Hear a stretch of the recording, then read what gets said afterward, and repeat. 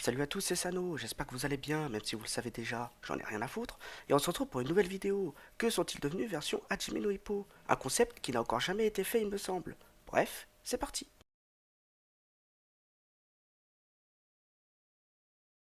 Yusuke Oda était un boxeur en catégorie poids plume. Il fut le premier adversaire d'Hippo. C'était un boxeur flemmard qui détestait s'entraîner et préférait passer du temps avec sa petite amie, Reiko. Son combat contre Makunochi Hippo s'est terminé par une victoire d'Hippo avec un KO au troisième round.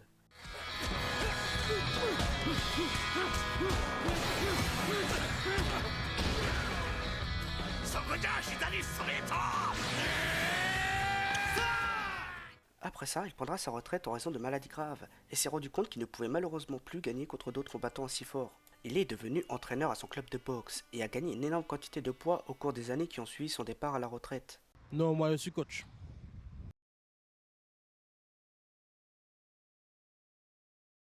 Jason Ozuma était un boxeur japonais Pourquoi il est noir?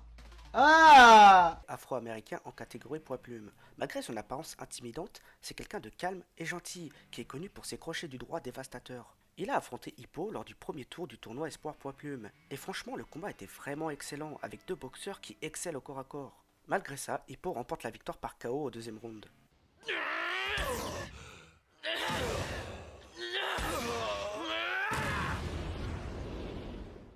Peu de temps après, il est révélé que Jason Ozuma a pris sa retraite en raison de dommages à la colonne vertébrale dû à son combat contre Hippo.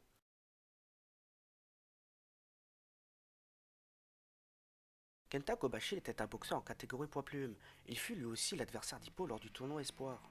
C'est un boxeur considéré comme lâche, qui n'hésite pas à gripper ses adversaires pour les emmener jusqu'à la décision des juges.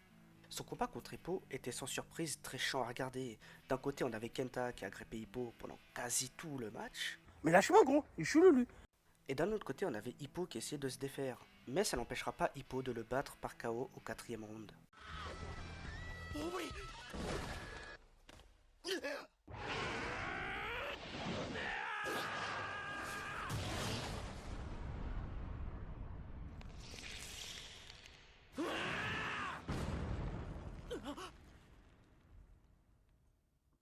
Quelque temps plus tard, Kenta fera son retour en division junior poids plume. Il affronta Ryuichi Ayami pour le titre et réussira à le battre pour devenir le nouveau champion junior poids plume. Mais malheureusement, peu après tout ça, il prendra sa retraite et deviendra entraîneur à son tour.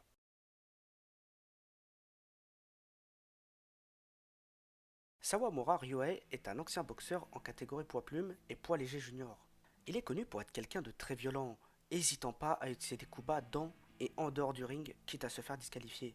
Il a été l'adversaire d'Hippo pour sa cinquième défense de titre japonais poids plume. Malgré sa défaite au septième round par KO, il reste de loin le challenger le plus fort qu'Hippo ait jamais affronté.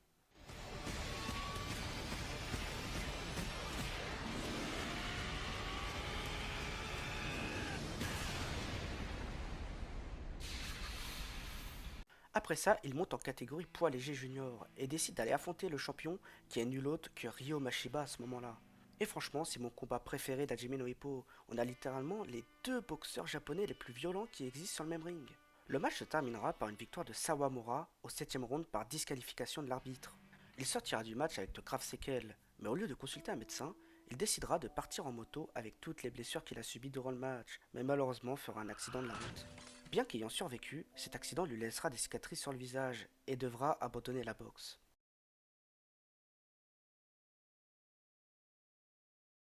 Alexander Vorkzangiev est un boxeur d'origine russe en catégorie poids léger junior.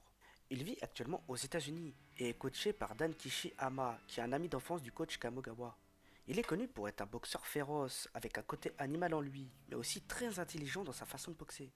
Avant de continuer, je précise que je ne vais pas m'attarder sur tous les faits et accomplissements de Vorg, sinon ça sera beaucoup trop long, je ferai une vidéo dédiée sur sa carrière.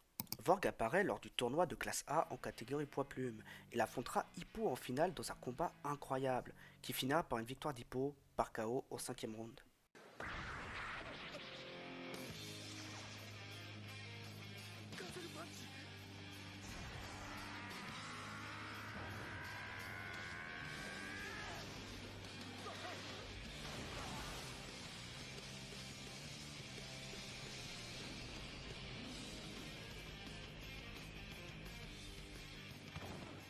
Quelque temps après le combat, Date Eiji, qui était le champion, décide d'abandonner son titre et de viser le titre mondial. Pour lui succéder, un combat entre Sendo Takeshi et Vorg Zangief sera organisé. Et dans un combat incroyable encore, Vorg perdra le match par décision.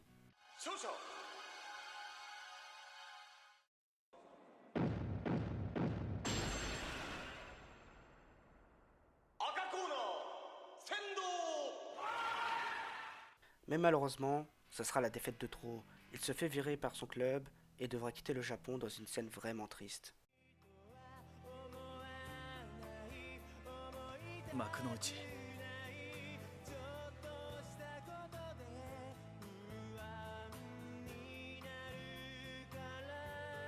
さようなら。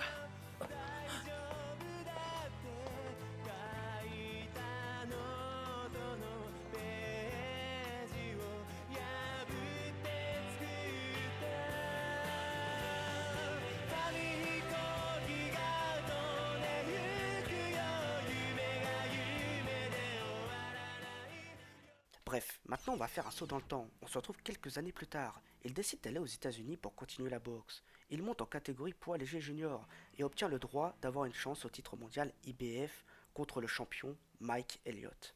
C'est un combat totalement différent qu'on a l'habitude de voir. Un combat entre deux boxeurs intelligents, les meilleurs dans leur domaine.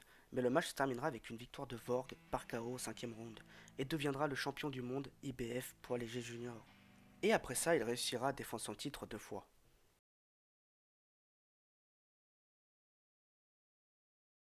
Petite parenthèse, on se rend pas compte à quel point Hippo a brisé de carrière. Oui, on parle bien de ce mec-là. Bon, j'espère que ça vous aura plu. Je ferai sûrement une partie 2 parce qu'il y a encore énormément de persos à traiter. Bref, n'oubliez pas de liker et de vous abonner. Et sur ce, rendez pas fou.